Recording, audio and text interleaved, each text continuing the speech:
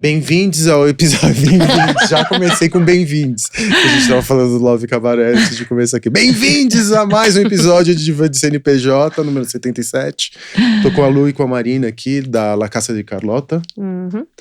E, enfim, é um campo que a gente nunca tinha coberto aqui dentro do Divã, que é falar sobre neurodiversidade. A gente nunca tinha falado sobre neurodiversidade até agora, até porque a neurodiversidade é um assunto, é uma pauta nova. Meio, não vou dizer, não sei se é nova, mas é uma pauta meio recente, assim, pouco né? falada. Tá bombando recente, né? Ela existe faz tempo, ela mas existe ela faz tá… muito tempo. Agora tá borbulhando, acho. Aqui no Brasil, você sabe mais ou menos quantas pessoas, qual que é a porcentagem da população que é neurodiversa? A gente…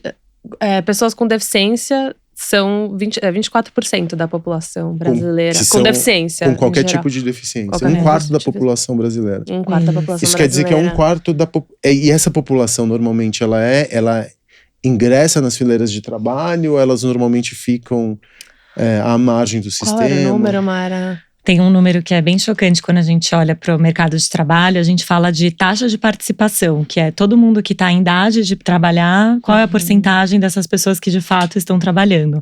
Quando a gente vê pessoas sem deficiências, são mais ou menos 63% das pessoas que estão trabalhando. Pessoas com deficiência, esse número cai para 31%, mais ou menos. Então, assim, é bem diferente. Quando né? a gente entra em deficiência intelectual, que no caso é o que entra aqui, deficiência intelectual e pessoas com neurodiversidades, isso diminui ainda mais, né? Porque as pessoas inclusas normalmente nessas empresas, elas têm mais deficiências físicas do que a deficiência intelectual, que é mais, enfim… que a gente nem tem números ainda. Deixa eu polemizar um pouquinho aqui pra vocês. Todas as vezes que eu ouvia a palavra deficiência, ela me causava um incômodo. Eu não vou questionar, nem vou ficar de palestrinha aqui, porque vocês duas são especialistas no assunto.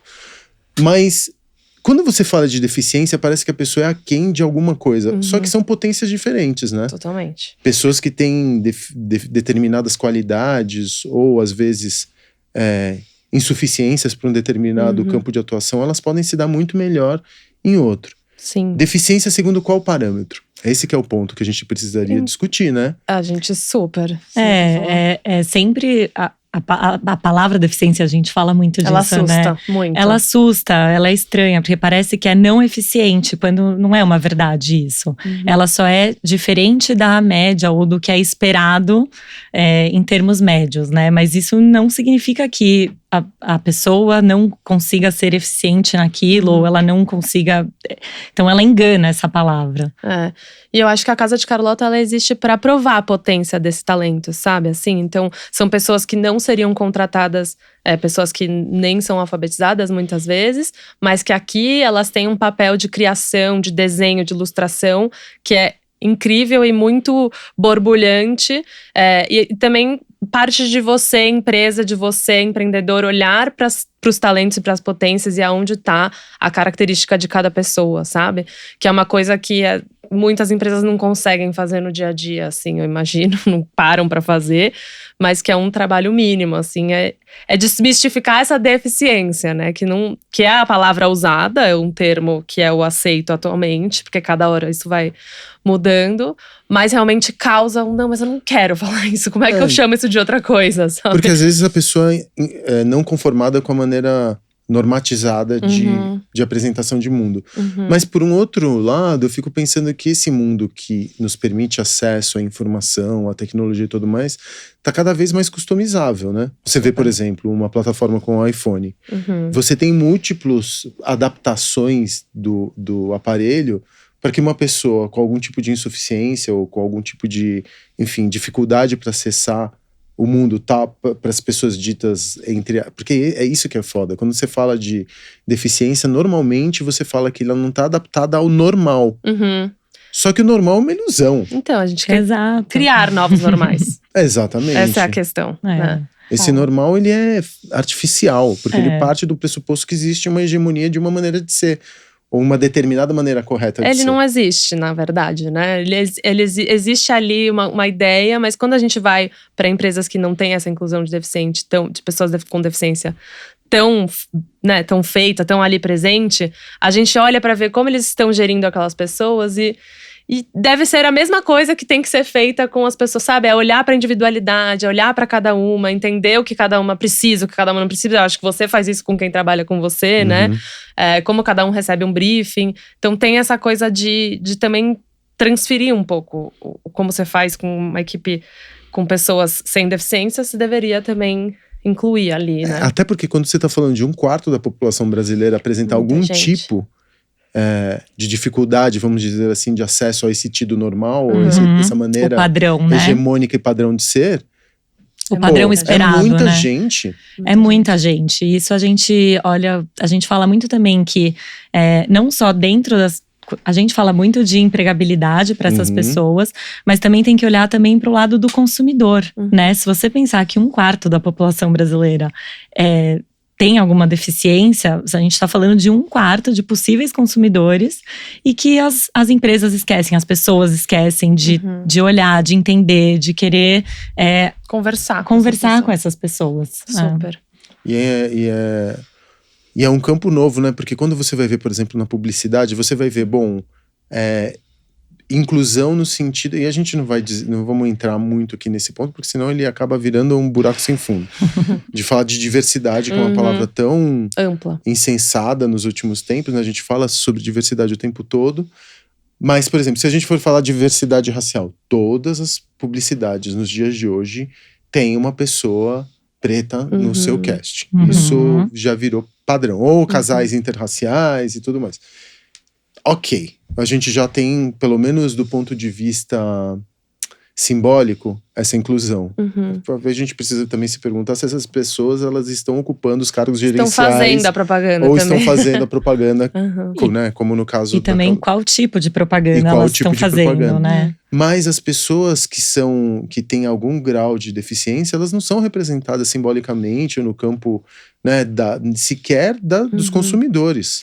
Ou das embalagens, ou da formatação do espaço produto também, mesmo. né? Do produto, do espaço, as maçanetas, tudo que a gente vive, eu acho que não tá pensado assim, né? A questão de acessibilidade também é outro tema que é muito profundo. Mas… quando a gente fala de grupos subrepresentados, a gente fala muito sobre isso, assim. Se fosse ter uma régua de também trend topics, assim, dos grupos subrepresentados, os PCDs, eles estão ali no final da fila, assim. Primeiro fala-se sobre mulheres, inclusão de mulheres no trabalho, depois fala de pessoas pretas, depois vai falar de comunidades, da comunidade LGBTQIA+, depois você… talvez comece a falar de PCDs. E isso num país que, por exemplo, tem uma lei desde 1991, se eu não me engano, que, dependendo do tamanho da empresa, tem ali um número de cotas de PCDs que a empresa precisa ter. E mesmo assim… São 4%, eu acho. Pouco se fala, pouco se inclui. Então… É difícil, assim, realmente existe uma barreira muito grande no mercado, das pessoas, de todos os âmbitos, assim, que… Sim, que trava. Que trava, né? E tem esses 4%, né? Eu sempre pergunto para os clientes, como é que vocês estão cumprindo as suas cotas? Porque eu vi outro dia que a maioria das empresas fazem diversidade e inclusão aí como modo geral para cuidar da cultura da empresa. Poucas, acho que era 12%, faz para potência de negócio, que é o nosso caso. No nosso caso, a gente tem essas pessoas na equipe porque o negócio se faz mais forte e se faz verdadeiramente incrível. Poucas usam, contratam as cotas para usar a potência de trabalho dessas pessoas. A maioria é para ser legal, para as pessoas se sentirem… E aí, por que você não olha para isso, já que você tem que contratar por lei? Por que você não olha para isso para melhorar o seu negócio, sabe? Tem uma instituição em São Paulo que chama Especialisterna, é uma instituição internacional. E eles fazem inclusão de autistas no mercado de trabalho de TI.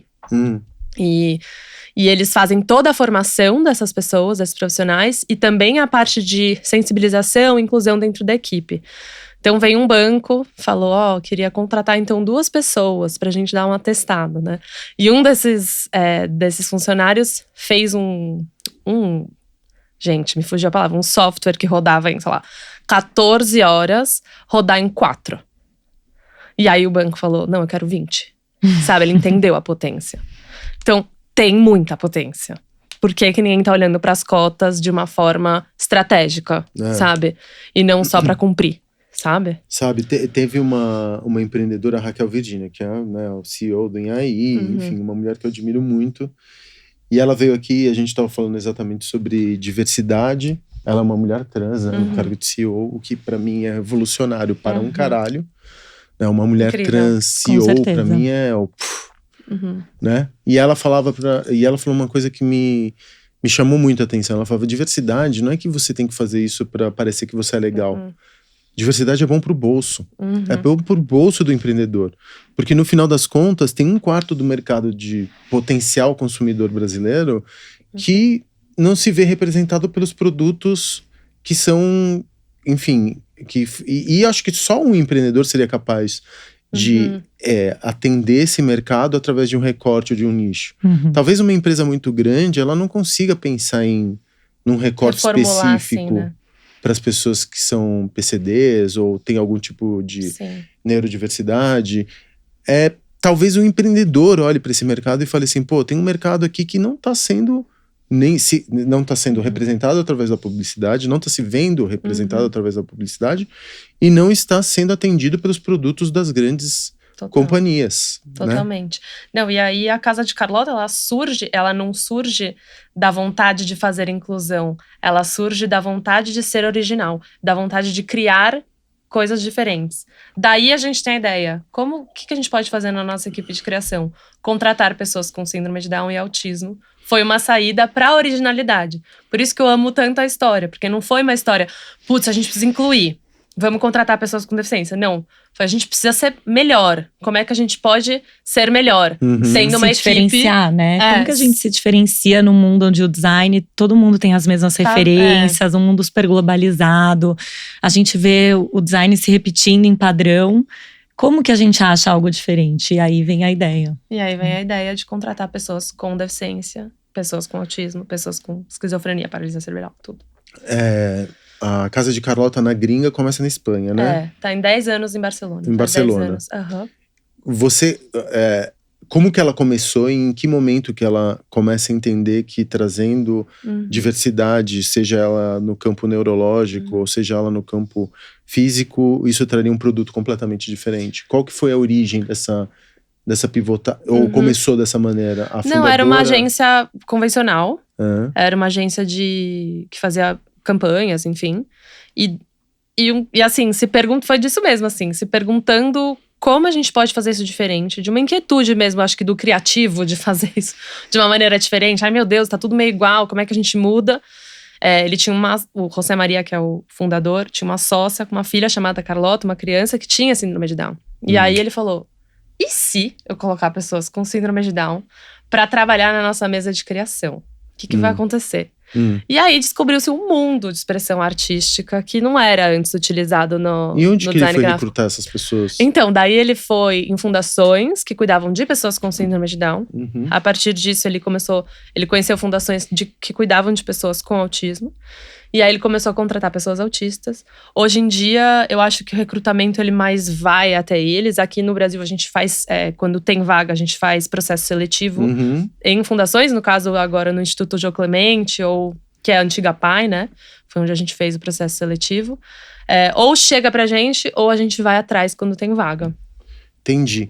E quando você está trabalhando com pessoas que têm neurodiversidade, bom, você tem uma lógica que é do capital, do mercado de produção. Você tem prazo, você tem preço, Sim. você tem entrega, você tem horário, você tem responder o WhatsApp, responder o e-mail, dizer o que você está fazendo, cumprir ordens. É uma lógica quase militarizada, né? Que o tempo, o espaço, tudo isso é muito importante. A segurança de que você está fazendo o seu trabalho. Entregas. Que é uma lógica de nós, entre muitas aspas, aqueles que são neurotípicos, né? Então, como que acontece essa adaptabilidade, por exemplo? Por que eu tô te perguntando isso? Quando eu contrato uma pessoa trans, eu tenho que entender que essa pessoa, ela passa por situações e dificuldades que eu não passo por ser um homem branco. Então, as regras que eu aplico dentro de uma empresa, elas precisam ser um pouco flexibilizadas no caso de eu ter uma pessoa trans dentro da minha equipe. Sim. Porque essa pessoa ela vai passar por situações que eu vou ter que compreender que se por um acaso ela deixar de responder uma mensagem por 4 dias, foi porque talvez o seu celular foi roubado na pensão. Então eu preciso entender que não responder, apesar de querer demitir, depois de, sei lá, tantos dias sem responder mensagem, eu tenho que entender que talvez ela tenha passado por algum tipo de situação limítrofe, ou se por um acaso ela é um pouco mais ríspida, ela tá passando por um tratamento hormonal. De repente, esse tratamento hormonal tá deixando ela ficar um pouco mais irritadiça. Né? Mil nuances, né? 1000 nuances que eu preciso adaptar no trato com aquela pessoa. E no caso de vocês? Você quer falar? Quer que eu fale? Assim, a gente… Primeiro que a gente olha como a potência de cada cérebro que a gente fala. Na casa de Carlota tem pessoas com cérebros diferentes. E a gente faz acontecer… acho que a dinâmica funciona muito bem porque a gente usa o melhor de cada cérebro no momento mais adequado. Então, essa parte de lidar com o cliente, prazos, acho que cabe muito aos neurotípicos da equipe em ter uma negociação, em falar o que é possível, até onde a gente consegue acelerar, quando que a gente precisa de mais tempo e proteger de alguma maneira como funciona dentro da casinha, né? Mas, ao mesmo tempo, a gente precisa cumprir com os nossos prazos, a gente quer ser uma agência, né, um estúdio competitivo. Então, a gente também coloca regras, a gente também coloca prazos dentro de casa. Mas é um pouco do que a gente trouxe antes, que é você conseguir se colocar e entender o lugar do outro, que acho que é esse ponto que você traz, né? Então, a gente tem o horário combinado, que é o dia que acontecem os nossos workshops, e ele precisa acontecer nessa data. E todo o cronograma com o cliente vai girar em torno dessa data. Então… Eles produzem muito. Então, assim, em 2 horas de trabalho, é uma pilha de papel, você não tá entendendo, assim. E é muito… Para os que trabalham com a gente atualmente, é muito fluido. Então, é assim, eu preciso desses X desenhos. E é tipo… tem alguns que demoram muito para fazer um desenho. Mas tem muitos que… A maioria da equipe atualmente, acho que tem 1 ou 2 que demoram mais, com mais detalhe. Que também a gente deixa fazer os detalhes. E tem os outros que é produção. Vai, mais. E aí, é tanta coisa. Você… Tá super convidada, aliás, para vir no workshop. Bem, super. Assim, você acaba o workshop e tem assim, isso de papel pra gente tirar foto, escanear. E a partir disso, fazer uma pós-produção gráfica e criar aquilo que o cliente quer. Então, é muita produção. E aí, se não sair, sempre sai alguma coisa. E sai tudo no imprevisto, assim. Tudo que você planejou… vai ser outra coisa, e aí a gente tem que estar sempre abertos pro imprevisto e cumprir prazos, assim. Isso é uma pergunta que a gente recebe muito de cliente. Tá, mas e o tempo? Tá, mas eu preciso disso pra semana que vem. Você vai ter isso pra semana que vem. Porque a gente acelera. No que dá pra acelerar, a gente acelera, sabe? E a equipe que vocês têm hoje, quando você traz uma pessoa com neurodiversidade, elas ficam mais no campo criativo, então… Sim. Na parte de desenho, criação… 100%. Sim, hoje o time criativo é composto por pessoas com deficiência intelectual ou neurodiversas. Quantas pessoas são? São 6. 6. Nessa equipe criativa. Nessa equipe criativa. E com 4, um diretor, uma pessoa que fica… 2 designers gráficos que ficam regendo ali as dinâmicas. E eles já tinham experiências? Não. E aí? Como que foi essa adaptação? Então, é que assim, eu trabalhei no escritório da Espanha. E aí eu vim abrir aqui no Brasil. No começo era eu e a minha, então, companheira de trabalho, Francesca. E a gente regia. Assim, eu não trabalhava com artes antes disso. E a gente fazia os workshops baseado na pura intuição. O que é workshop? Desculpa. Workshop é quando a gente trabalha com a equipe criativa. Então, por exemplo, vem o Itaú e pede pra gente fazer uma série de ilustrações para eles usarem em produtos, isso é um case real. Para eles usarem em produtos da marca que eles vão lançar. E aí antes desse workshop, a gente se reúne, todo mundo ouve o briefing do cliente e entende como a gente vai ilustrar. a gente vai usar tinta, a gente vai usar papel, a gente vai usar caneta preta só pra usar, sabe? Todas essas estratégias de técnicas a gente pensa antes, porque é tudo analógico, tudo. Isso antes de chegar pra equipe. Antes de chegar pra equipe. Quando a gente chega na equipe, a gente propõe tudo que a gente pensou. Ó, a gente pensou pra esse projeto, a gente vai usar carimbos de EVA, a gente vai usar pedaço de fruta, a gente vai usar só lápis grafite, aleatório. E aí eles vão lá, um deles vai pegar, vai quebrar o lápis grafite, colocar na fruta e usar como pincel. Ele é livre, ele vai poder fazer isso.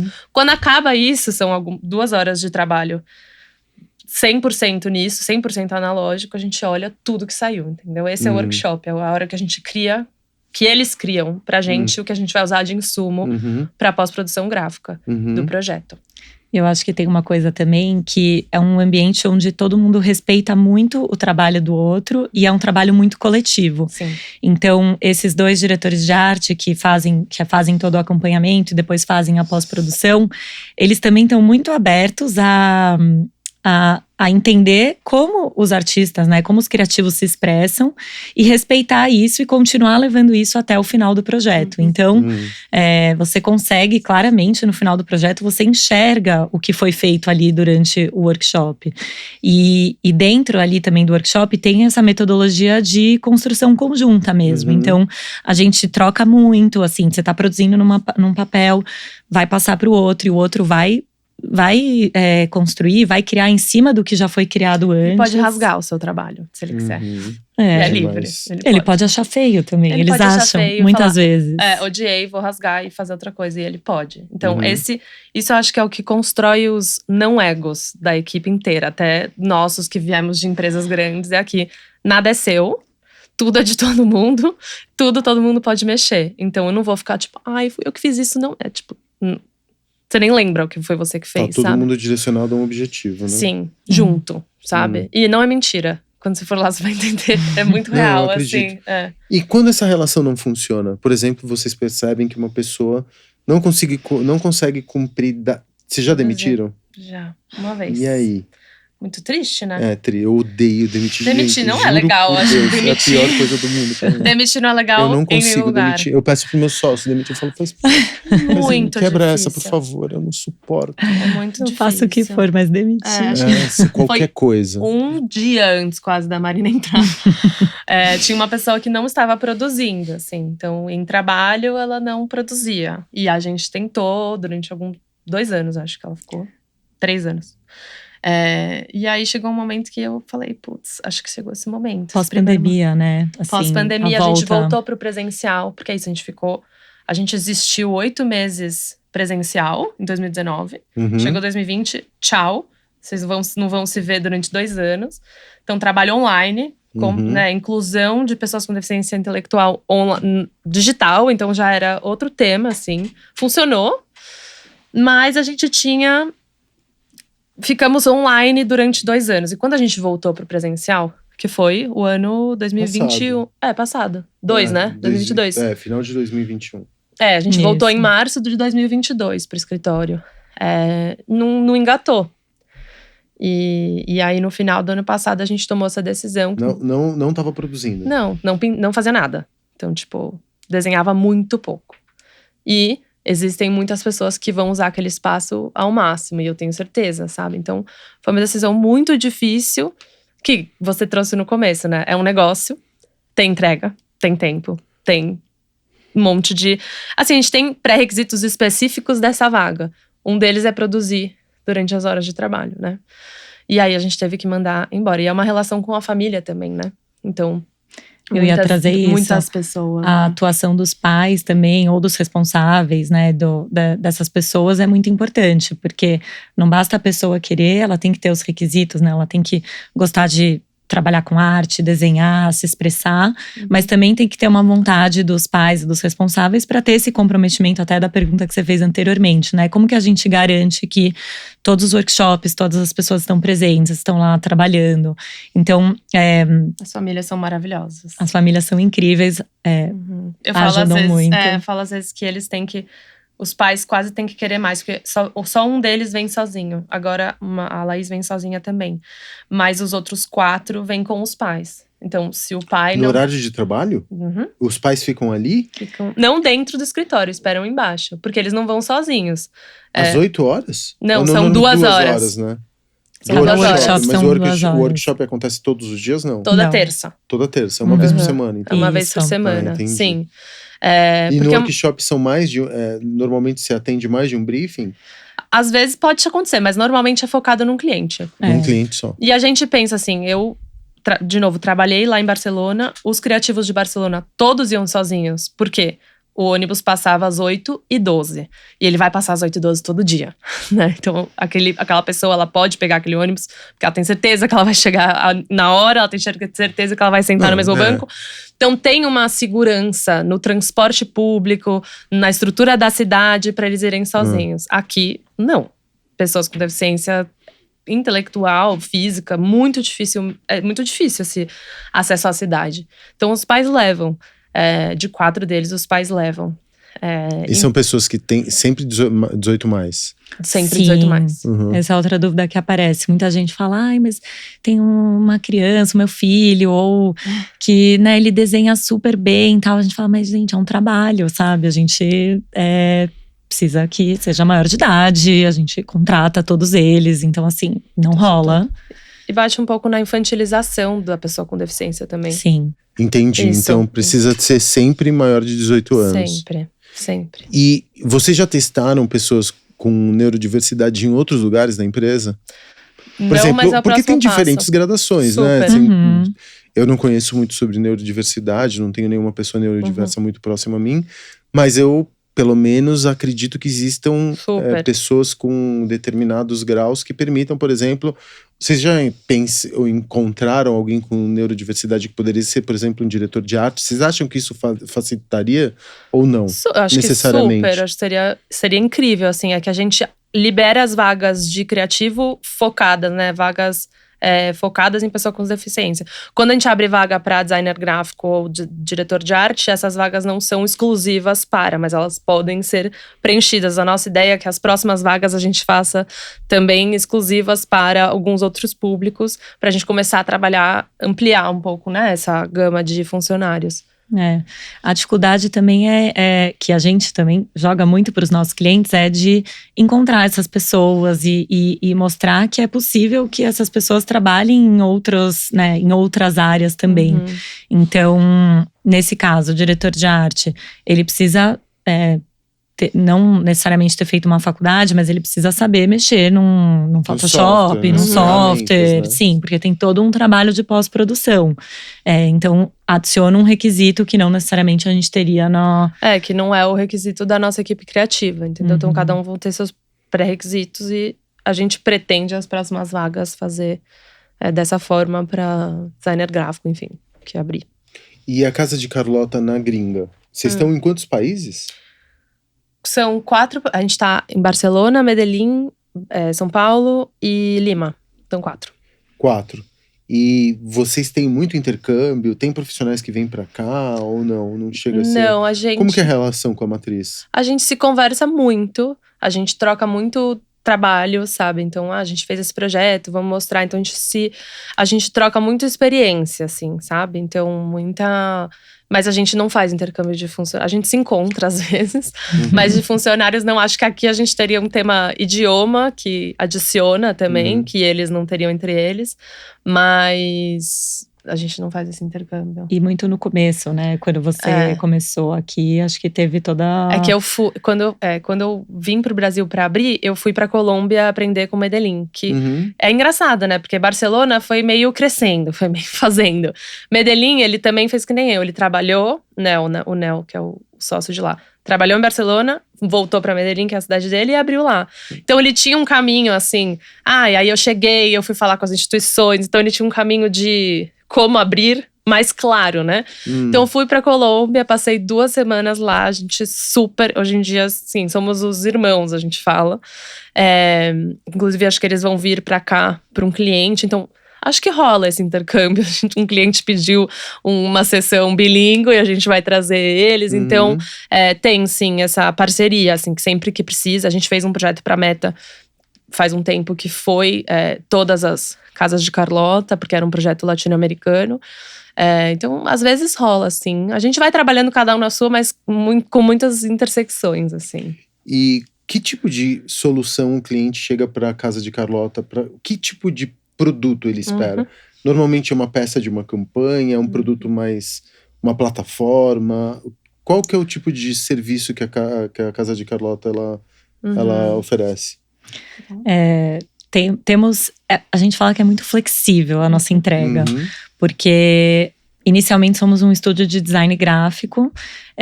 Então, literalmente dá para fazer qualquer coisa gráfica. Então, a gente já fez sites de identidade visual de uma marca, de eventos. A gente já fez painéis gigantes para eventos presenciais. Já fizemos troféus de prêmios. Já fizemos… Assim, a gente já fez vou até contar isso. A gente foi chamado pelo Twitter para dar um presente para alguns CEOs que eles faziam um acompanhamento durante o ano. Isso 2019, nosso primeiro semestre. E a gente foi chamado para pensar o presente. Então, Casa de Carlota, esse foi o briefing. Pensa num presente, a gente quer dar um presente para esses CEOs. Aí vamos lá, putz, a gente vai dar um presente para um CEO. O que a gente pode dar? Eles podem comprar tudo. Ai, meu Deus, eles não podem comprar o tempo. Como é que a gente vai dar o tempo de presente? Aí a gente deu era uma caixa muito linda, que depois eu te mostro, posso, enfim, te mandar a foto. Uma caixa muito linda com um kit de fotografia analógica dentro. Que você passava o químico com o sol. Então era o convite para a pessoa se relacionar diferente com o tempo e com a imediatez das fotos que a gente… Então a gente dava uma torcida, assim, tudo que a gente vai… Então isso foi um briefing. E essa solução partiu da equipe de criação? Não, essa partiu da… Acho que o tempo partiu da equipe. A gente pensou na equipe de fotografia analógica. Aí a gente fez as ilustrações com eles da caixa. E aí, enfim… Tem muitos conceitos. A gente chega no workshop com um conceito já que a gente imagina filtrado, que seja interessante. Mas muitas vezes esse conceito vai para outro lugar durante esse workshop. Porque a gente começa sempre perguntando o que eles acham, a gente explica, né? A gente dá um pouco de contexto para eles e vê o que vem. E muitas vezes vem coisas que a gente não esperava. Então… Eu ia dar um exemplo. A gente fez uma vez uma coleção de moletons para uma marca. E era uma marca que falava sobre os 5 sentidos. E a gente foi explorar isso dos 5 sentidos com eles. E aí o Dani trouxe… Ele falou… Porque o Dani, ele é bem literal, assim. Daí ele falou… Dani quem é? Desculpa. Dani é um dos criativos, desculpa. Um dos nossos criativos. Aí ele falou… Mas espera, a gente tava falando sobre os 5 sentidos. E aí cada um tava falando o que achava que era. Ele falou assim, não, mas as pessoas, elas não fazem os sentidos. Quem faz o sentido é o cérebro. Então ele meio que desacoplou o cérebro da pessoa como se fosse uma ação. E aí quando ele falou, as pessoas não fazem os sentidos, a gente falou, é isso. A gente pegou isso e foi o conceito. Então a gente fez umas ilustrações completamente sem sentido, porque ao mesmo tempo que elas não fazem os sentidos, não fazem, né, não produzem de acordo com ele, a gente começou a fazer umas ilustrações super… sem sentido, de acordo com o que ele trouxe, assim, sabe? Então muito parte deles, a gente ama o imprevisto. Eu tava falando que a gente tem que lidar, não, a gente espera ele em todas os workshops, todas as interações, para cada projeto vir muito deles também. E, bom, aí só complementando, a gente tem então qualquer tipo de entrega relacionado no mundo do design gráfico, mas a gente tem também o nosso Team Lab, que é o nosso momento com o cliente. Então a gente vai… Todos nós, toda a equipe, até o cliente, a gente faz um workshop para equipes, para construção de time, normalmente para lideranças. A gente vai muito em empresas para mostrar um pouco dessa maneira de trabalhar. É uma completa desconstrução, todo o processo. E costuma ser dias muito assim, inspiradores, divertidos. O cliente consegue se aproximar da gente também. Então, acaba, muitas vezes, vai um pouco casado. Assim, a gente faz algum projeto de design gráfico e também a gente faz um workshop de ativação com a equipe. Então, tem isso também. E a gente também agora começou a fazer consultorias para empresas que querem melhorar a sua marca empregadora ou trazer mais diversidade e inclusão de alguma forma, falando aí de grupos subrepresentados, porque a gente entende que a gente experimenta isso na prática, a gente estava falando de experimentação antes, a gente experimenta, a gente sente, a gente vive e a gente entende que outras empresas poderiam fazer isso também e trazer para os seus negócios, usar melhor as suas cotas, trazer realmente diversidade e inclusão ali para suas equipes. Então, isso pode ser um baita de um produto para vocês, né? Conversar melhor com esses profissionais que estão no mercado, sem saber que é possível trabalhar numa empresa X. Sim, aqui é o lugar para você. Então, ter essa comunicação direta com esses grupos. Até treinamento de liderança, né? Porque vocês estão lidando com essas pessoas o tempo inteiro. E eu imagino que seja uma comunicação que não deve ser sempre fluida, porque você precisa se adaptar, né? Totalmente. Completamente aquele outro lado. O que você aprendeu com essas pessoas? Eu sei que cada uma tem a sua particularidade, eu sei que cada uma vai num campo da diferente. Eu sei, eu não tô tentando padronizar a neurodiversidade, porque seria, enfim, impossível. Mas o que você teve que mudar em você para trabalhar com pessoas neurodiversas? Cara, eu acho que assim, vindo da comunicação, a gente adora metáforas, né? Adora falar uma coisa floreada, é tão lindo. E aí um dia, nunca vou esquecer, tá? Eu tava dando uma palestra pra 100 pessoas e a minha equipe tava no meio dessas 100 pessoas. Eu tava contando o projeto que a gente fez pra Único.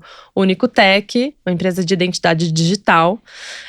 E é um projeto que, enfim, a Único, eu vou explicar de um jeito muito simples, porque foi o jeito que grudou na minha cabeça. Do mesmo jeito que bancos digitais querem acabar com as agências, o Único quer acabar com os cartórios. Então, tudo que vai ser documento vai estar ali naquele lugar muito bem guardado. Então, para fazer o projeto, a gente usou texturas de papéis de documentos. Então, um monte de textura, depois também posso te mostrar, são os papéis de documentos e de cartórios, enfim. E aí eu falei, nesse dia, eu falei, nossa, porque a gente nasce do papel, eu falei. E a gente vai pro digital. E aí o Daniel, que já apareceu aqui, levantou a mão e falou, tipo, Luiz, eu sei que você falou que a gente nasce do papel, mas eu sei que você não quis dizer que a gente nasce do papel. Mas o que você quis dizer? Porque assim, não tá claro, sabe? Então assim, eu sempre, daí eu, tipo, putz, Dani, desculpa. E aí não é que a gente nasce, a gente é a origem, né, dos documentos. Então, a gente entra na sociedade através de um papel, né? Ela que é o papel que nos deixa humanos, né? Que nos transforma em pessoas sociais. Só que a gente não nasce do papel, né?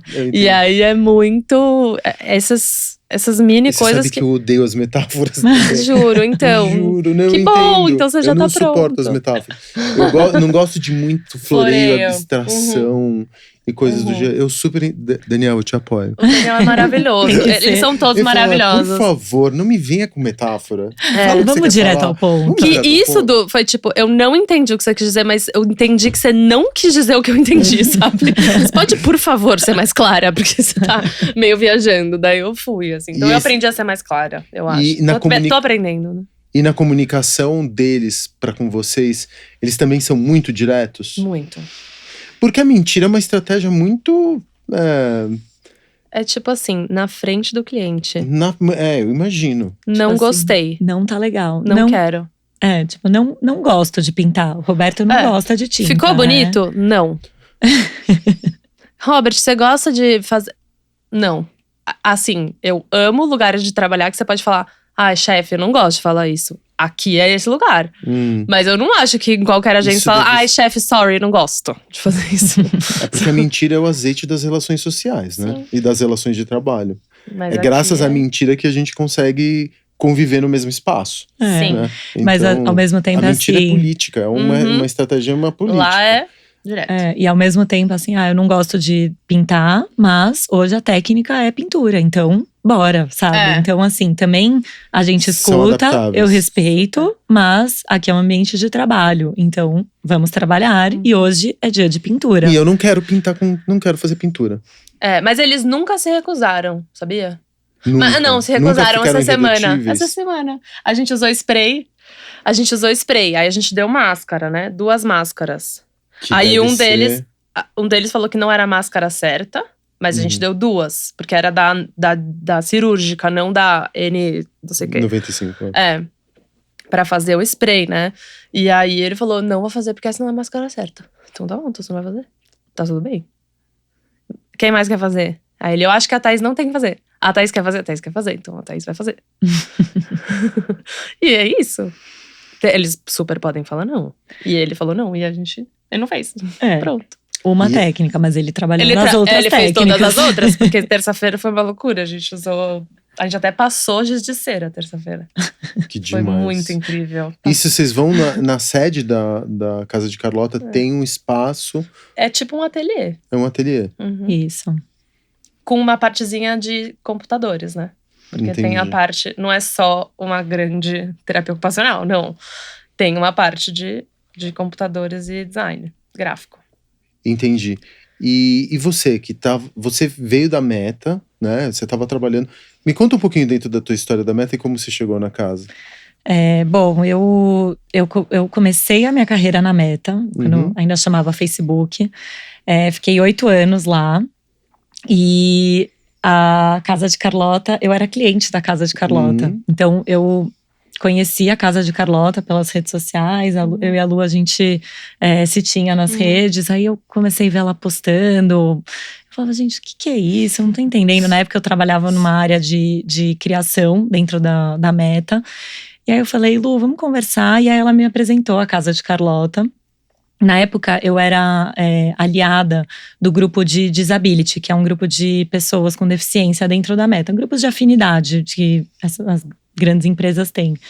E eu estava desenvolvendo um projeto que era a Escola da Acessibilidade, que era justamente como tornar o Facebook, o Instagram, um lugar mais inclusivo para as pessoas. Então, colocar legenda nas fotos, não usar cores contrastantes, obrigada. Enfim, uma série de outras boas práticas. E aí, contratei Casa de Carlota para fazer todo o design gráfico dessa apresentação, desse guia, que depois virou uma série de outras coisas. E eu fiquei encantada com o resultado. Assim, eu confesso que inicialmente eu contratei a Casa de Carlota pensando muito na história que eu ia contar. Olha só, tô contratando um fornecedor que é super diverso e eu tô fazendo esse material que também é sobre diversidade e inclusão. E depois eu me surpreendi muito com o resultado. E aí, desde então, Casa de Carlota virou um fornecedor super da Meta. Super, fez muitos outros projetos, muito além dos que eu… depois eu ficava descobrindo pelo Instagram dos projetos que estavam acontecendo, porque depois foi para muitas outras áreas. E no ano passado, eu fui uma das pessoas que saiu pelo layoff da Meta. E já era assim… a gente sempre ficava meio de… Eu tava de olho. A gente se paquerava, a gente brinca. Eu tinha muita vontade de trabalhar em outra empresa, empreender não necessariamente, mas eu tinha muita vontade de fazer outra coisa, porque eu comecei minha carreira na Meta e fiquei por lá 8 anos. E depois o layoff foi assim, um empurrão que eu precisava. E Você estava feliz antes do layoff? Era o tal da gema de ouro que a gente estava falando. Exatamente, defina a felicidade. Eu estava muito estável, né? Então eu tinha uma tranquilidade financeira e também, né, de vida muito boa. Mas já não me satisfazia, assim. Eu já estava há tanto tempo que para mim já era tudo muito automático, então eu não me sentia muito desafiada. Por mais que eu mudava de área, eu buscava outras coisas, eu mudei várias vezes de área lá dentro, mas no final eu já não sentia que me preenchia tanto. Foi um choque para você? Foi. Nossa, eu me lembro do dia que eu fui demitido, eu nunca vou me esquecer. Foi um choque. Da American Online, eu fiquei tipo, roubaram o meu show.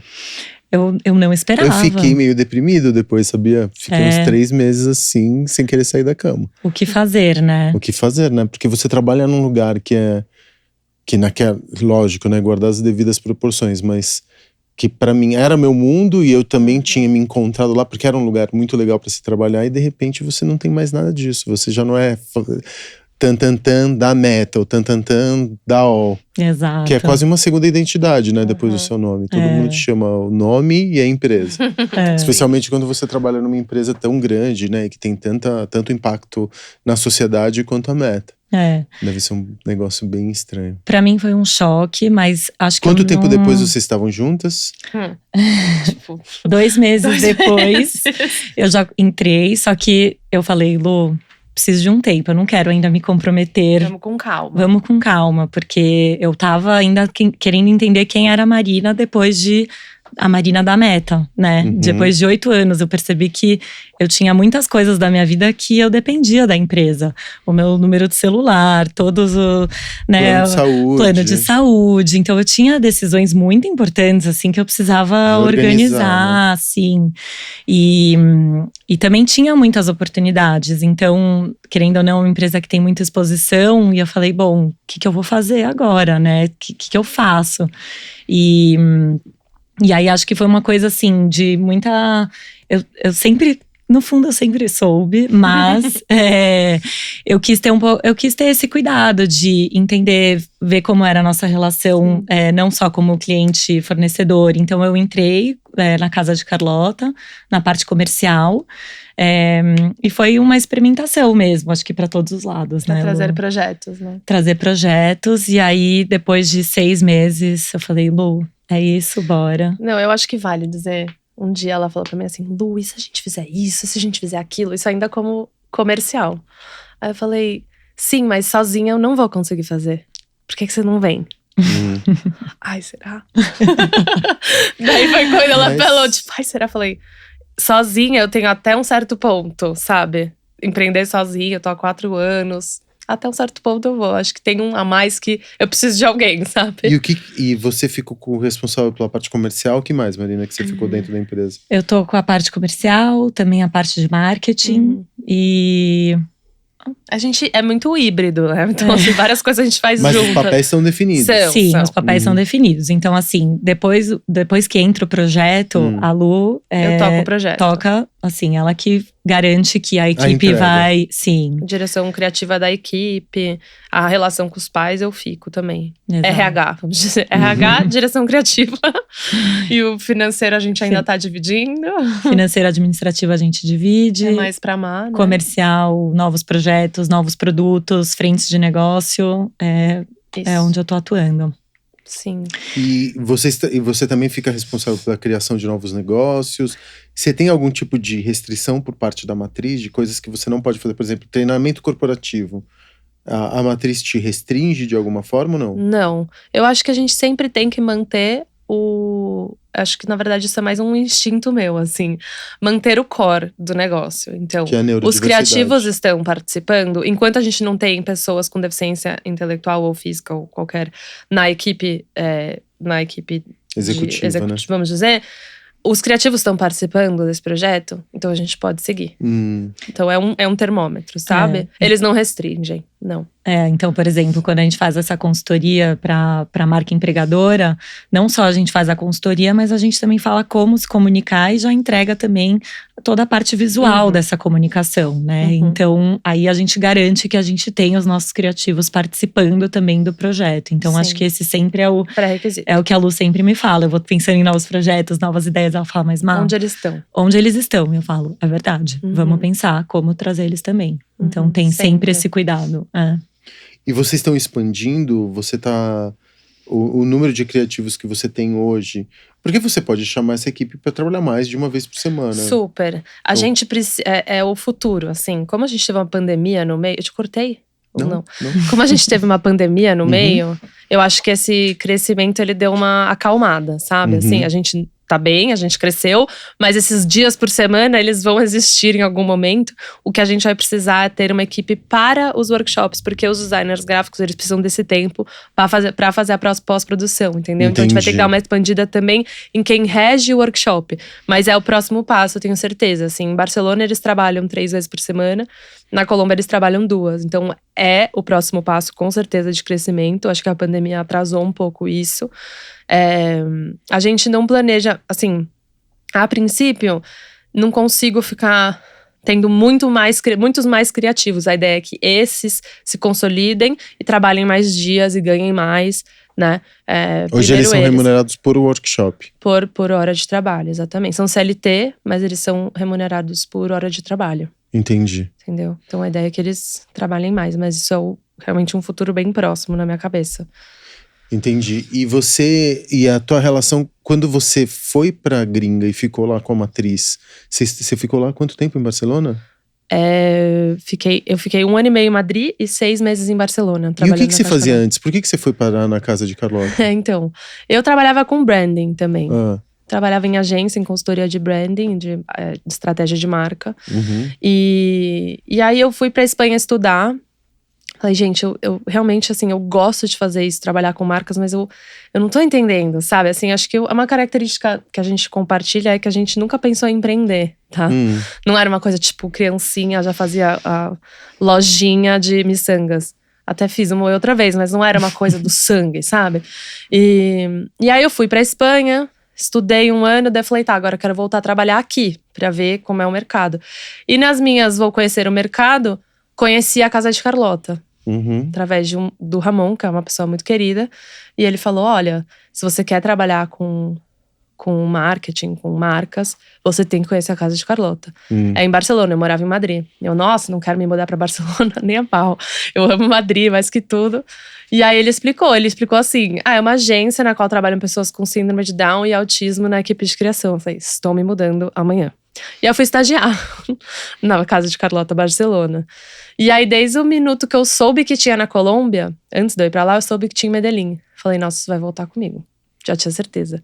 Então não era uma sede de empreender, era uma sede de Carlota, que eu falo, sabe? Eu precisava daquilo, mas aquilo. Por que você ficou? Por causa da você já explicou um pouco antes, né? Porque tinha uma coisa do novo que nunca ninguém tinha feito. E que você se deparou com essa nova maneira de produzir, de criar e tudo mais. Isso que te causou deslumbramento pra você querer trazer de volta. Mas você já tinha, trabalhando com branding, você já tinha se deparado com alguma coisa tão inovadora? Nunca. Né? E eu também, assim, eu acho que a Casa de Carlota, ela recebe clientes de uma maneira muito já filtrada, sabe? Os clientes já vêm meio sensíveis a assuntos que a gente tem que falar, sabe? Então não vem uns clientes muito difíceis de lidar, não vem cliente muito querendo só fazer uma fita. Alguns sim, mas é difícil. Normalmente os clientes vêm tipo, nossa, quero muito. Então eu tinha uma coisa com clientes, de ter que trabalhar para clientes que eu não acreditava, sabe? Esse tipo de conversa, de crise. E a Casa de Carlota, ela tem esse filtro. E também ela tem um dia a dia que é, assim, muito respeitoso, assim, sabe? E aí, quando eu olhei aquilo, eu falei, tá, é isso. Você encontrou tua casa também? É isso. Vai embora. Eu queria ir embora já. Mas eu falei, eu vou ficar aqui, eu vou aprender tudo que eu puder e eu vou levar isso comigo. E eu fiz, eu tinha 26 anos e uma vontade. E eu falei, tô levando. E aí eles, tá bom. E aí eu vim. E foi fácil essa negociação com eles? Sabe que eu acho que eles achavam que eu tava brincando no começo. Ai, leva pro Brasil. Eu, nossa, sim. Chegou um dia que eu falei, então, eu vou levar pro Brasil, tá? Daí mas a negociação com eles foi difícil, porque não é em qualquer condição que você traz a marca pra cá, né? Foi. Foram ser. 6 meses, assim, eu tive que voltar pra lá. Foi. Pra foi negociar difícil. royalties, porcentagem. Porcentagem. Porque é só eu negociando com… Né? Eles têm muito mais tempo de mercado. Numa moeda mais fraca também, né? Muitas tipo, vezes. que dó do real, né? Uma moeda Totalmente. bem mais fraca que o euro, deve ser também. Eu tenho essa relação com uma matriz que é Nova York, com Blue Note. E muitas vezes é difícil, porque por mais que a gente vá super bem aqui no Brasil, pra eles é nada. Um negócio pequenininho, porque total, a moeda isso é muito acontece. fraca. Isso acontece. Mas demorou uns 6 meses. Aí eu voltei pra lá, a gente assinou. Na verdade, a gente assinou online quando eu voltei. Mas demorou esse tempo, mas eu já fui fazendo. Já fui fazendo o processo seletivo, já fui falando com o cliente. Fechei com a Danone antes de ter CNPJ. Falando aqui no Diva do CNPJ.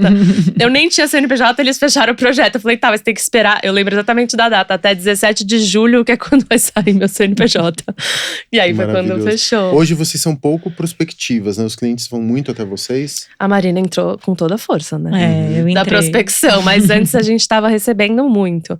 Aí a Má entrou e… A gente recebe e vai atrás também. Porque tem muita gente que ainda precisa conhecer o trabalho, né? Totalmente. Sim. O mercado, exatamente. O mercado. O mercado e até dentro de alguns clientes que a gente já atuou, tem muitas áreas possíveis que poderiam contratar a gente. Então, isso acontece muito, assim, de já ter feito um projeto com uma empresa, com uma área específica, e depois você apresenta para outra e a pessoa fala, nossa, também tenho uma oportunidade aqui, quero fazer um projeto ali. Então, acho que o crescimento até agora foi muito orgânico. Essa relação com Barcelona, pelo menos eu chegando agora, o que eu sinto é que a gente, tudo bem, o real né, você vai comparar com o euro, é desvalorizado e tal, mas a gente tem uns clientes aqui que eles olham e falam, olha… A gente fez um Team Lab pra Disney esse ano. Que demais. Que Foi demais. incrível. Sim, eles estão super clientes. Incrível. Assim. E é engraçado que você falando de Disney, eu não me lembro de nenhum personagem da Disney com neurodiversidade. Não, acho que não tem. Não. E eles estão, assim, realmente… Não tem, né? E olha que como a gente fala que essas pessoas não são representadas, não são. Elas não são nem no campo da fantasia. Não são mesmo. Nossa, e você tá falando de uma porcentagem. Eu não me lembro de nenhuma personagem da Disney com algum tipo de deficiência, seja motora. Bom, se alguém lembrar, manda pra gente. Mas mesmo assim, 1/4 da população. E na população mundial, quantas pessoas são que têm algum tipo de deficiência? Nossa, eu não tem uma ideia. Mas eu acredito que não deve ser muito diferente. Parecida, né? Com certeza. 1/4 da população mundial tem algum tipo de deficiência. É muita bilhões gente. De pessoas. Muito. No Brasil são muita gente.